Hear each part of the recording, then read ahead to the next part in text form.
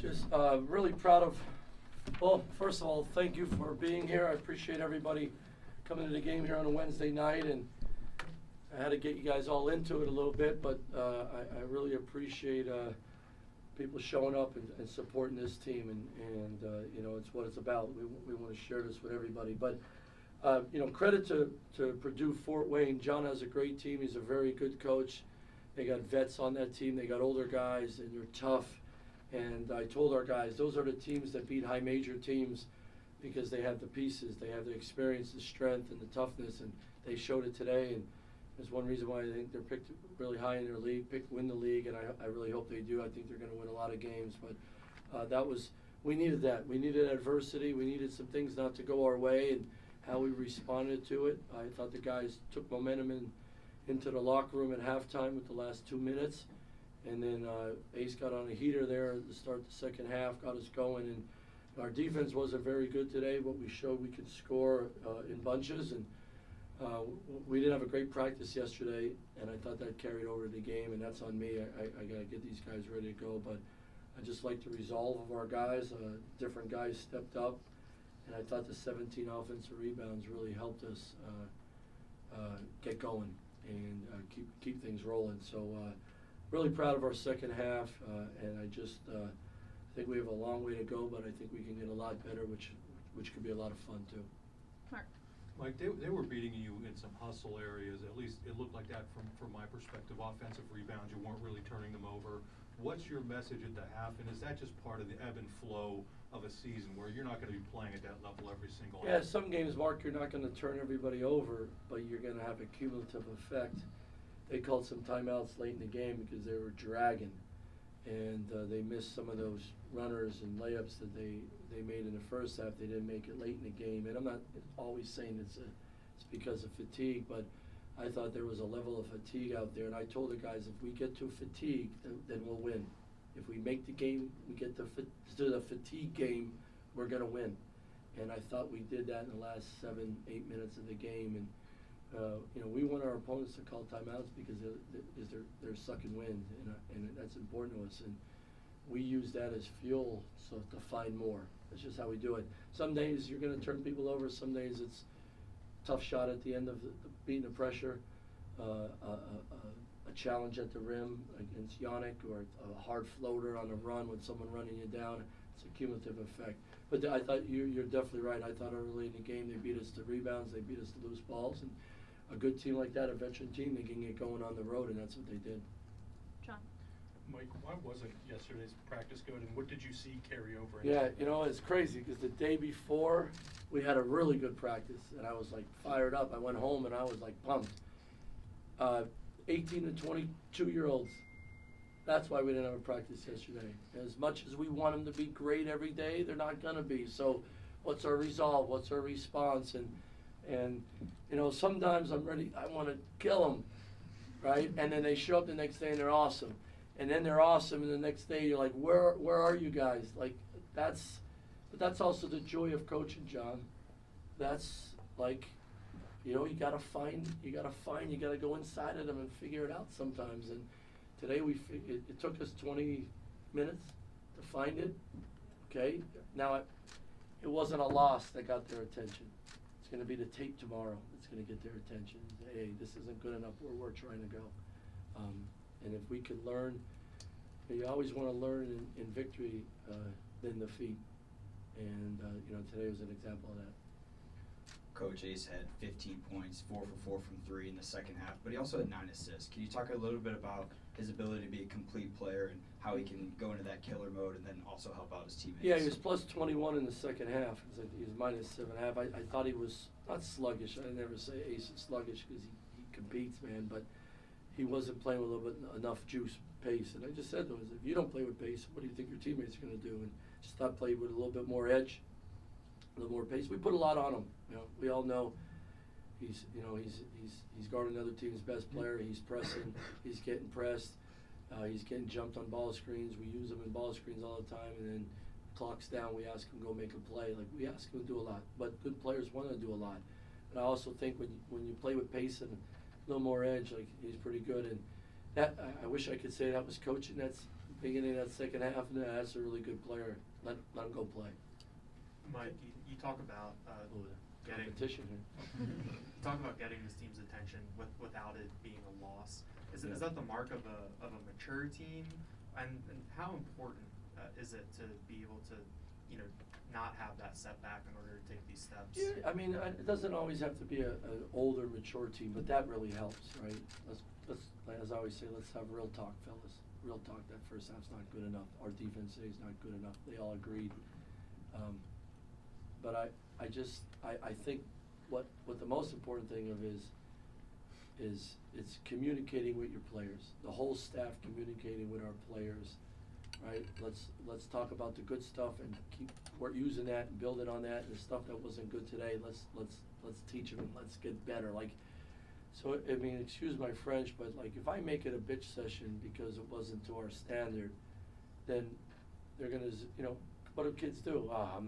Here he goes again. Like, it's all about learning. Like, we got to learn. We got to keep getting better. You got to keep moving forward. Like, that's my line all the time. For the young guys that aren't playing enough, work while you wait, right? Work while you wait. If you're out there and you make some mistakes, own the mistake and get better. And then that's where the staff comes in. And if you're high-level communicators as coaching staff with your players, I'm going to sit down and watch tape with some of our guys, and it's not punishment. It's only about getting better. And if you have that mentality in a program, then there's a lot of growth. I think that's the most important thing for us. And I used to yell all the time because that's what I thought you used to do when I was a 25-year-old coach, and I realized, man, I tuned the coach out too. So it's all about growing and growth and moving forward. That's the key. Coach, Nick brought a lot of energy in the second half tonight. Just what did you see from him, especially down the stretch? He's the juice maker. I'm serious. He's the juice maker. He brings juice. He brings joy to the gym every day. His smile's infectious. He has got an edge. He played for a great high school coach and program at Vashon in St. Louis where, I mean, if you showed up, you got to work and you got to get after it. But he loves competing. He loves basketball, and he could do so many different things that impact winning. And, of course, he got some steals, and you saw what he's capable of doing to the rim. But, like, he was blowing up screens. He was helping. And, like, that's winning basketball. And I always tell these guys, like, you leave your mark on a program not by your stat line, by do you impact winning? Do you help your team win? With him, check all the boxes. And he's the juice maker. Seth and then Tyler. Oh, Mike right here.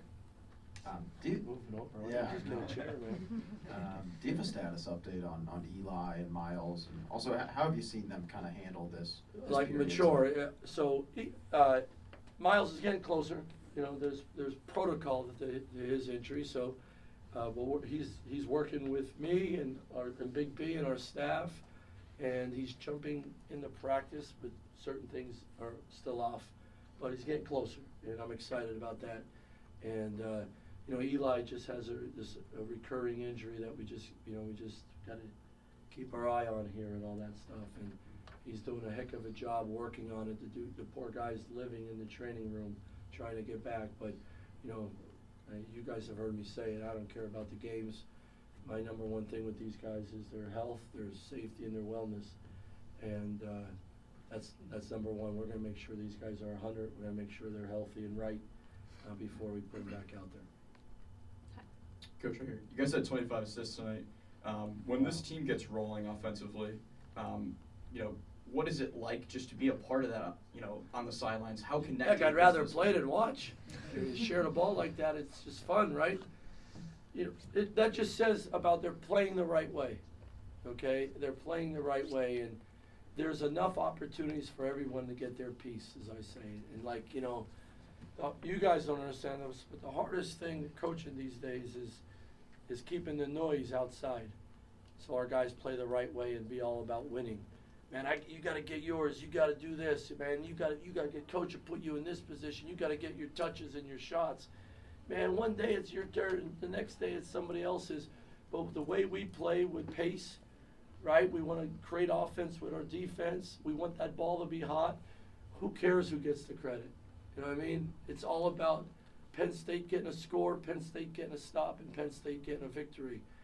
And if you have that mentality, like I always say, you be all about the name on the front, the name on the back will prosper. I totally believe that would, and I learned that when I was in school. I always said I was a selfish winner. I wanted to win so bad. I'd crush my teammates. I would talk back to my coach, and then, man, my sophomore year, it was an epiphany. Why am I so mad and so emotional about playing a game I love the most? It's the thing I love the most. Man, be about your team. Be about all the right stuff. Whatever the coach says to you, it's for one thing and one thing only, to make you and the team better. So the heck with all the noise. And we're trying to get these guys to understand that. And that's hard because they hear stuff from home. They hear from their boys. They hear stuff on social media and all that stuff. But, man, if you can do that for a long period of time, your growth and the impact you have on your team would be awesome. And I talk about it all the time. I have no problem saying it. Say, if you're in the moment here at Penn State, man, you're going to be all right. Coach, I know it's a little bit different level of opponent, but how would you rate Yannick's impact and also Kachi off the bench, playing this game after they had their outing against Virginia Tech? I love Yannick's response from the last two games. Man, he's so coachable. He's so into it.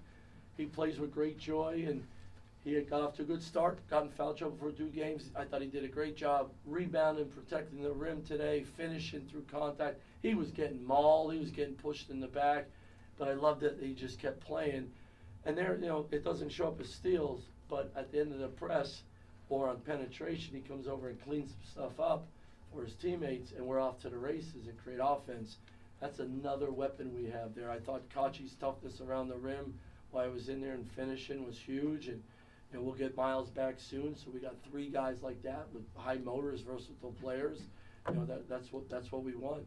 I love how coachable those guys, and like when they mess up, they own it and just move on, and that's how you gotta be. Last question.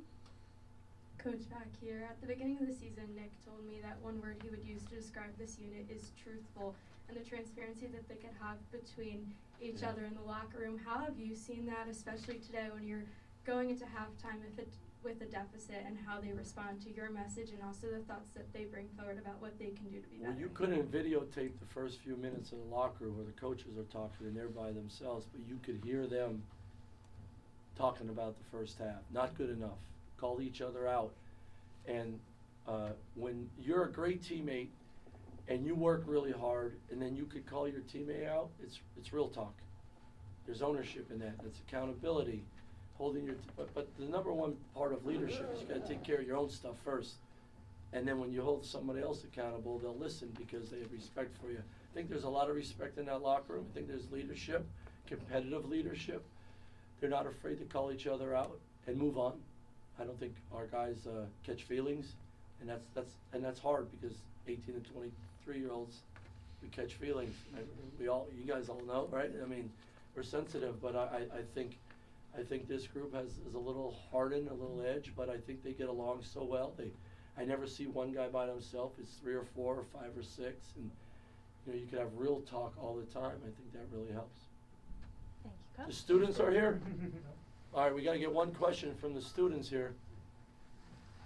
Put you on the hot seat. One student, give him a mic. Okay. All right, what's your name? I'm Molly. Molly, what year are you? I'm a senior. And where are you from? Rhode Island. Rhode Island, awesome. You already talked a lot about Ace Baldwin tonight, obviously a huge contributor. He was shut down for a majority of the first half by the other team. How do you prepare going into games like this, especially knowing that other teams are going to come in preparing and try to shut him down, and how do you get the rest of your team rallying when he can't be the one to start the momentum? Yeah, awesome question. Other guys got to step up. Ace doesn't have to get going just by scoring, but I think he needs to get everybody going by getting us into stuff quicker, moving the ball, maybe getting on the break so there's not as much attention on them. But I also think other guys, I think early in the game, other guys got to get into it. But I think the biggest thing, when Ace has pace, we all have pace, and then everybody's a threat that way. And the last thing I'm going to say, I'm sorry I'm taking all this time. So this is to everybody that shows up to games at the BJC, okay? The talk and what we used to say about the BJC and how quiet it is. I'm challenging all of you, right? The old Penn Staters, the middle-aged Penn Staters like me, and all the young ones, all the students, every one of us. Get out of your seat, get on your feet, sweat with us, okay? We don't need popcorn at this game. Get your butts out of the seats. We will fight for you guys. I want you sweating with everybody. We should never have the BJC quiet. I don't care how big the BJC is. Like, we're not making any excuses around here. But I need you all. So if you come to the game, man, get some extra Gatorade and some water and sweat with us and get into the game. And for the older people like me and up, right, it's a great day for exercise. In your seat, out of your seat. In your seat, out of your seat. Stand up. All right, it's great for us. For all you young people, get crazy with it. And bring your friends with you all the time. You're not going to get in trouble for being an idiot for 40 minutes. I got your back. But I want to build this program with all of you guys, and I want it to be a fun night in State College every time we play. Has everybody got it? Thanks so much, guys. Appreciate it.